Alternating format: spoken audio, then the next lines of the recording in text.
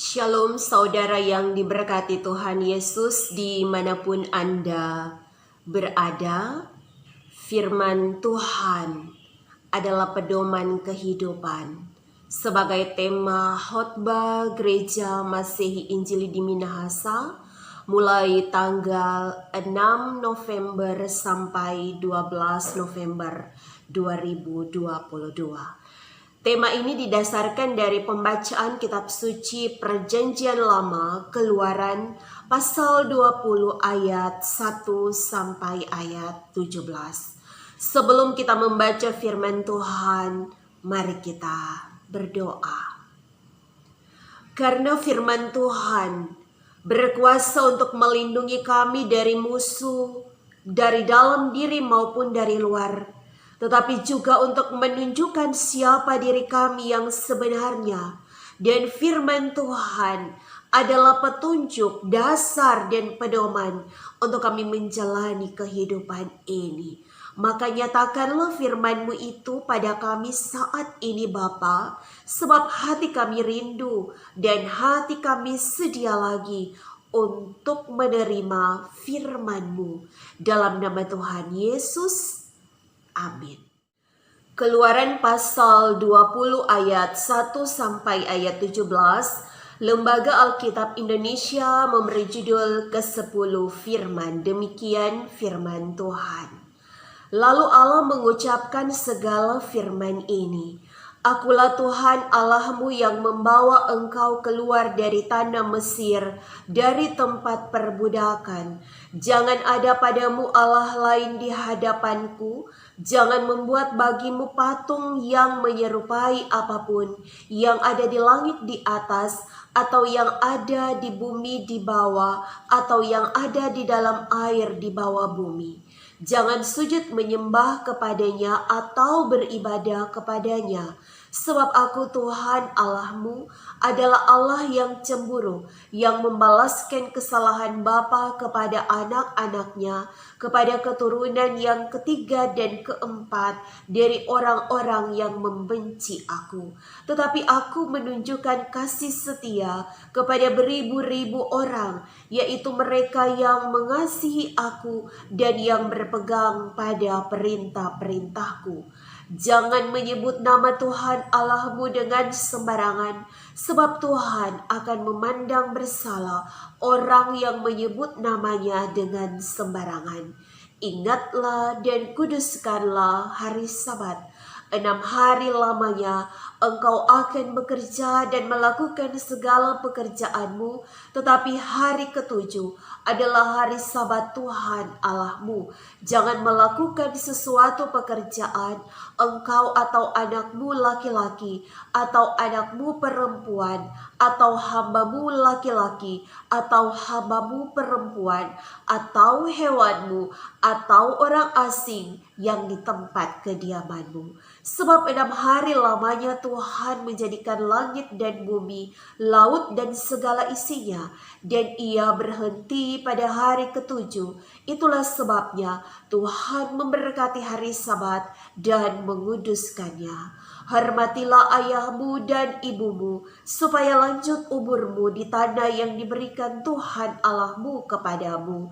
Jangan membunuh, jangan berzina, jangan mencuri, jangan mengucapkan saksi dusta tentang sesamamu. Jangan mengingini rumah sesamamu, jangan mengingini istrinya, atau hambanya laki-laki, atau hambanya perempuan, atau lembunya, atau keledainya, atau apapun yang dipunyai sesamamu. Demikian pembacaan firman Tuhan yang kudus. Jemaat yang diberkati Tuhan Yesus, Dasa Titah atau ke-10 firman adalah perintah dan larangan Tuhan Allah kepada bangsa Israel. Dasa ini ditulis langsung oleh Tuhan Allah di atas 2 loh batu. Diberikan kepada Nabi Musa di Gunung Sinai untuk diteruskan kepada bangsa Israel yang saat itu sedang berada di padang gurun dalam perjalanan menuju tanah perjanjian. Reformator Martin Luther, saudara, menuliskan bahwa hukum Taurat itu memiliki 3 tujuan, yaitu pertama, sebagai pagar untuk melindungi umat dari musuh atau dari perbuatan-perbuatan dosa. Yang kedua, sebagai cermin, yaitu untuk menunjukkan siapa umat, juga dosa-dosa apa yang telah mereka lakukan, sehingga umat membutuhkan penebus atau juru selamat. Yang ketiga, sebagai penuntun atau pedoman, untuk menunjukkan jalan bagaimana seharusnya umat hidup dalam etika kerajaan Allah. Tema khotbah saat ini yaitu firman Tuhan, pedoman kehidupan. Pedoman artinya dasar, pegangan, atau petunjuk. Galatia pasal 3 ayat 24. Firman Tuhan ini memberikan penjelasan bagaimana orang-orang Kristen melihat hukum Taurat. Galatia pasal 3 ayat 24. Jadi, hukum Taurat adalah penuntun bagi kita sampai Kristus datang, supaya kita dibenarkan karena iman. Saudara, bagi orang Kristen, melakukan hukum Taurat berarti menghidupi hukum kasih dalam Matius pasal 20 ayat 37 sampai 40. Untuk itu mari kita melihat hukum kasih dalam Keluaran pasal 20 ayat 1 sampai ayat 17. Ada 2, saudara. Yang pertama, kasih kepada Allah. Keluaran pasal 20 ayat 1 sampai ayat 11. Ada 4 hukum, yaitu hukum yang pertama sampai hukum yang keempat. Lalu yang kedua, kasih kepada sesama. Keluaran pasal 20 ayat 12 sampai ayat 17. Ada 6 hukum, yaitu hukum yang kelima sampai hukum yang ke-10. Saudara, yang pertama, jangan ada Allah lain. Keluaran pasal 20 ayat 2 dan ayat 3. Tuhan adalah pusat dari segala aspek kehidupan. Tuhan Allah yang membebaskan bangsa Israel dari perbudakan Mesir adalah satu-satunya Tuhan yang harus disembah. Berita ini secara tegas melarang bangsa Israel menyembah dewa asing di ayat 3. Jangan ada padamu Allah lain di hadapanku. Dewa asing atau Allah lain bisa mengacu kepada orang atau benda dan lain-lain yang akan mengganggu hubungan antara Allah dan umatnya. Umat Tuhan harus mengingat dan tidak boleh melupakan perbuatan keselamatan yang telah Allah kerjakan. Yang kedua, jangan membuat patung Allah. Keluaran pasal 20 ayat 4 hingga ayat 6. Godaan bagi bangsa Israel untuk menyembah Allah dalam bentuk patung sangat besar. Karena patung dan berhala dari kayu, batu atau logam biasa disembah oleh masyarakat kuno di semua agama di timur dekat kuno. Membuat patung dalam bentuk apapun, sujud menyembah dan beribadah kepada patung itu adalah pelanggaran. Karena merendahkan Sang Pencipta, menjadikan sama dengan ciptaannya. Allah Israel adalah Allah yang hidup, yang dikenal dalam Yesus Kristus, tidak boleh disembah dalam bentuk patung. Allah Israel adalah Allah yang transenden, tidak terbatas, dan tidak dapat direduksi menjadi gambar atau bentuk yang terbatas dalam sebuah ciptaan. Yang ketiga, saudara, jangan menyebut nama Tuhan Allah dengan sembarangan. Keluaran pasal 20 ayat 7. Dalam agama timur dekat kuno, sihir merupakan praktik umum yang menggunakan nama dewa dan dimanfaatkan untuk kepentingan pribadi. Menggunakan nama Allah Israel untuk berdusta, ingkar janji, mengutuk, juga untuk perbuatan magis adalah sebuah pelanggaran.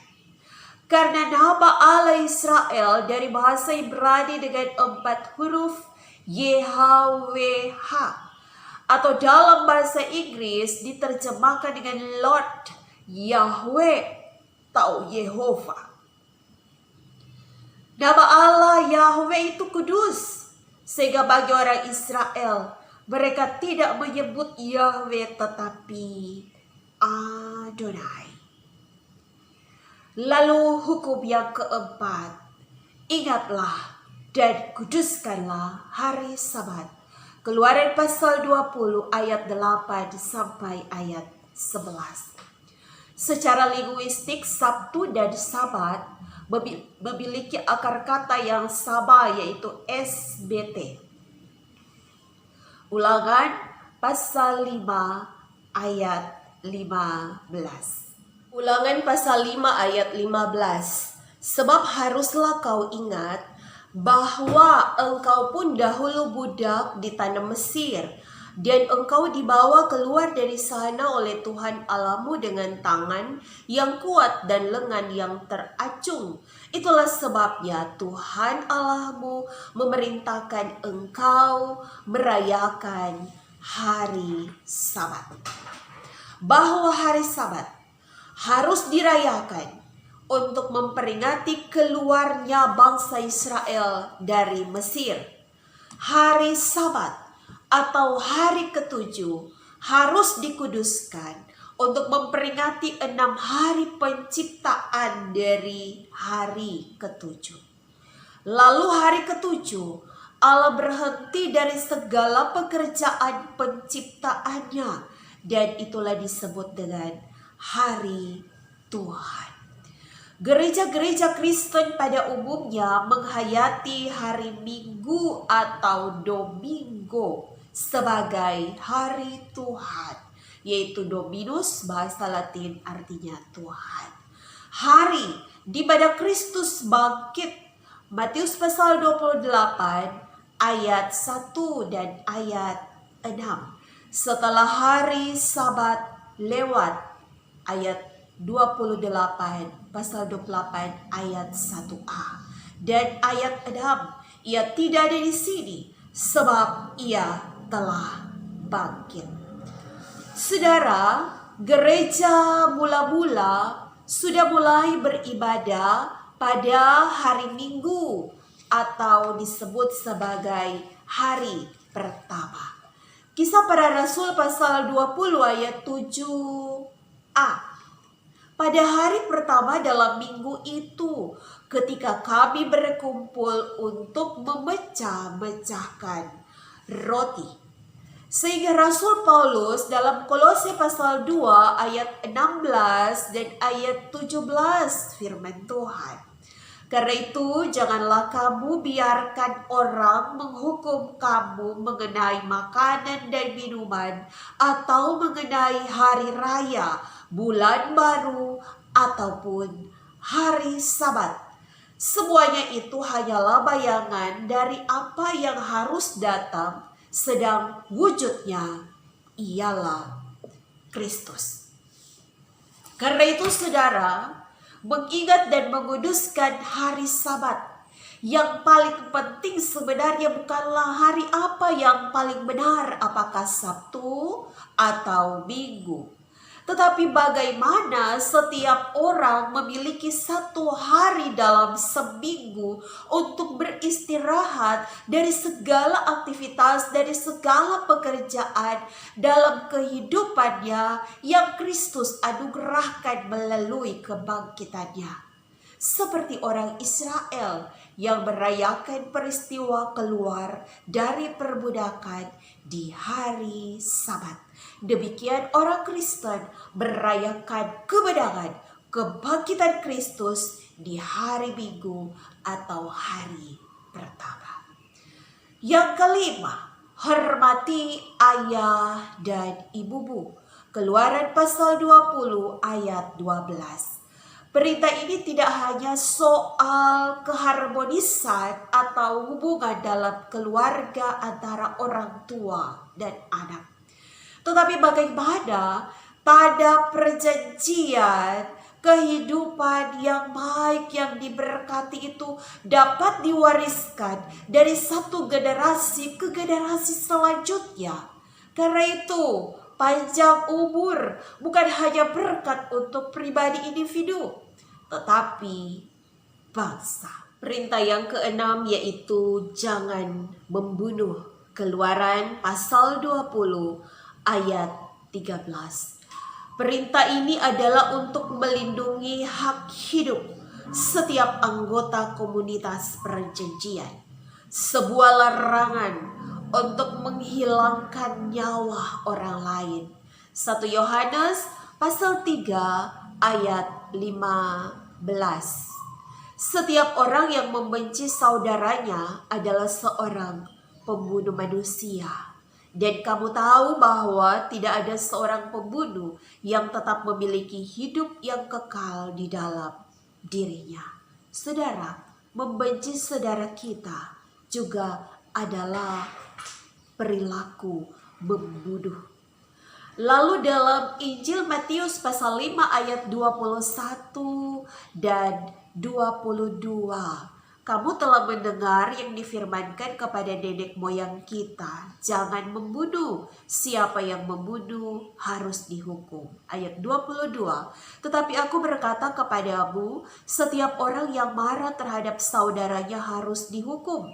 Siapa yang berkata kepada saudaranya kafir harus dihadapkan ke mahkamah agama, dan siapa yang berkata jahil harus diserahkan ke dalam neraka yang menyala-nyala. Saudaraku, kasih kepada sesama kita tunjukkan dengan jangan membunuh. Lalu yang ketujuh, jangan berzina. Keluaran pasal 20 ayat 14. Zina adalah perbuatan tidak setia dalam hubungan antara umat dengan Tuhan, juga suami dan istri dalam pernikahan. Ada perselingkuhan iman, ada perselingkuhan antara suami dan istri. Karena itu kesetiaan adalah sebuah prinsip yang harus dilakukan oleh umat. Yang kedelapan, jangan mencuri. Keluaran pasal 20 ayat 15. Perintah ini melarang umat untuk mengambil yang bukan kepunyaannya, berlaku curang, menipu, dan korupsi adalah bentuk pencurian yang merugikan orang lain.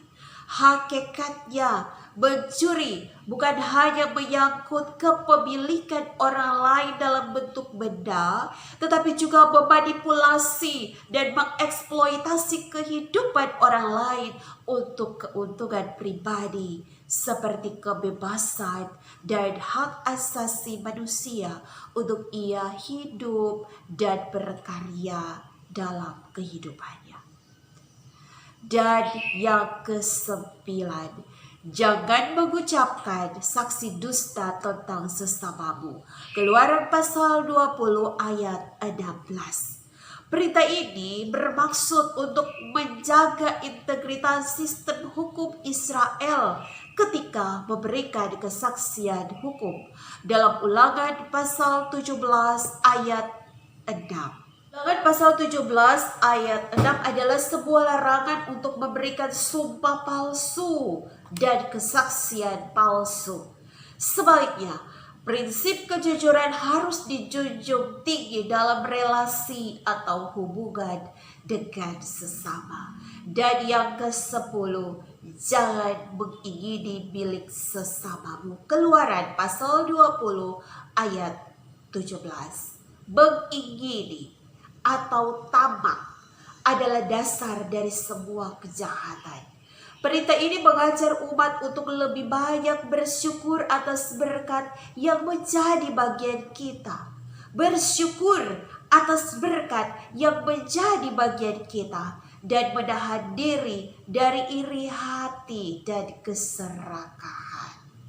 Karena itu saudara yang Tuhan Yesus berkati, jemaat yang dikasihi Tuhan, hukum Taurat, dasatita, ke-10 perintah bukanlah jalan keselamatan. Karena bagi kita yang telah diselamatkan oleh karya Kristus, maka dasatita atau firman Allah ini adalah pedoman, tetapi juga pagar untuk melindungi kita dan juga cermin untuk menunjukkan siapa diri kita. Sehingga sebagai orang Kristen, kita memiliki sebuah dasar atau pegangan untuk kita berperilaku, memiliki etika moral untuk membangun kerajaan Allah dalam kehidupan ini. Karena itu, sekali lagi, ke-10 firman ini yaitu kasih kepada Allah, yaitu yang pertama hingga yang keempat, dan kasih kepada sesama, perintah yang kelima dan yang ke-10, adalah sebuah pedoman untuk membawa kita pada kepenuhan hidup menantikan Kristus. Ketika kasih kepada Tuhan Allah diekspresikan oleh kita sekalian dengan banyak cara lewat ke-10 perintah Tuhan. Diberkatilah kita semua dengan firman-Nya. Mari kita berdoa. Bapa, terima kasih untuk firman-Mu. Hamba doakan semua pendengar, kiranya kami terus setia dan kami terus mau belajar sehingga hidup kami terus terarah oleh firman-Mu sebagai pedoman dalam kehidupan ini. Ini doa kami, doa hamba-Mu dalam nama Tuhan Yesus. Amin.